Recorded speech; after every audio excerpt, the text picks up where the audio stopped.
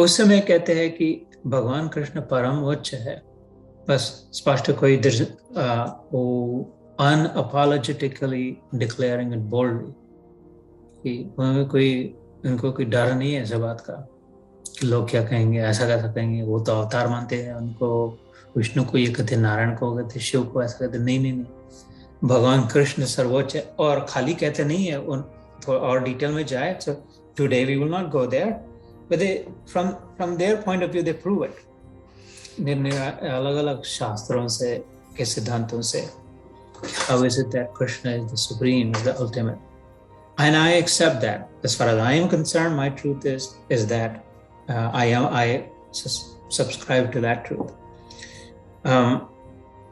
Regardless of that, whoever it is, Shaktimaan जिसको भी मानते, सर्व शक्तिमान जिसको भी मानते हो आप, उसको जो भी नाम देते हो, तो अनामी हो, निर्गुण हो, निराकार हो, जिसको भी परमोच्च, परम शक्तिमान, सर्वोच्च शक्तिमान कहते हो, जिसको मैं कृष्ण कहता हूँ, उसकी 3 शक्तियां हैं। अनेक शक्तियां हैं, असंख्य शक्तियां हैं। हम अगेन अपनी खोपड़ी से कौन गिन पाएगा 3 है, कौन सी है, कैसी है। ये जो भी कहेगा वो तो भ्रमिष्ट है। यार अरे भगवान की 3 शक्तियां, हमला अच्छा तुम भगवान के दोस्त हो या भगवान से ऊपर हो या भगवान को पूरा जानते हो तो भगवान ने तुमको बताया है। ऐसा कुछ नहीं है।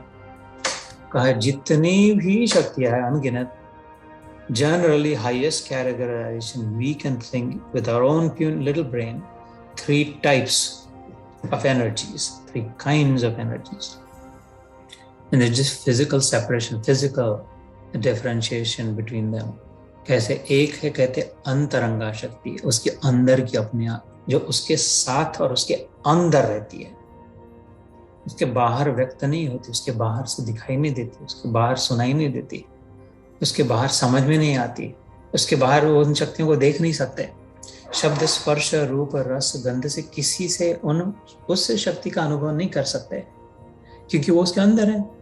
अब जिस शक्ति से मैं विचार कर रहा हूँ और फिर ये शब्द कह रहा हूँ, तो जिस शक्ति से मैं विचार कर रहा हूँ अंदर है मेरे, उसको आप लोग न देख सकते हो, न सुन सकते हो, न समझ सकते हो, न चख सकते, कुछ नहीं, लेकिन है उसी से। वो स्रोत है जो मैं शब्द कह रहा हूं उनका, वो है पहले, इसलिए ये वाले आ रहे। तो ऐसी उसकी अंतरंगा शक्ति है एक।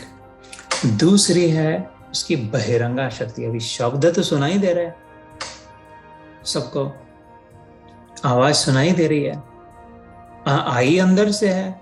अगर मैं अंदर से आवाज ना आने दूं तो, बंद कर दूं तो बाहर नहीं आ पाएगी।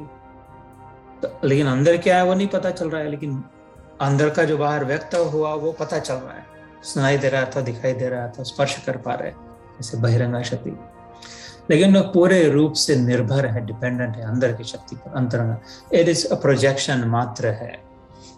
मूवी में प्रोजेक्टर चले तब मूवी चले। खाली प्रोजेक्टर बैठा हो और उसमें रील लगी है, रील में तो सारी मूवी है, शोले है, सब धर्म है, वीरू है, सब है, बसंती है, लेकिन कुछ पता नहीं चला, दिखाई नहीं दे रहा है। गाना है, घोड़ी है, सब कुछ है, गब्बर है, कुछ नहीं पता चल रहा क्योंकि प्रोजेक्टेड आउट नहीं है। वो प्रोजेक्टेड आउट है तो अब सब चल रहा है, चल बसंती, सब टांगा, सब चल रहा है, कालिया, सब कुछ। लेकिन इधर है तब वो उधर है। ये अभी थोड़े समय के लिए खाली प्रोजेक्ट मात्र हो गया है। वो प्रोजेक्ट होगा बंद हो जाएगा, होगा बंद हो जाएगा, होगा बंद, ये एक का एक रहेगा। इसको कितने बार प्रोजेक्ट कर दो वो वैसा का वैसा एग्जैक्ट कंसिस्टेंट दिखाई देगा। ये एक है, वो अनेक है प्रोजेक्शंस। ये अंतरंगा है, वो बहिरंगा है।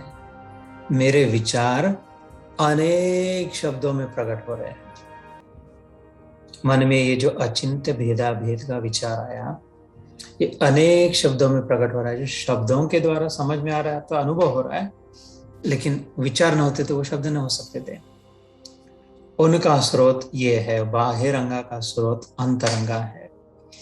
तो जैसे वट वृक्ष हो, पीपल का वृक्ष हो, बीज में उसका सोर्स है। ये दूसरी शक्ति।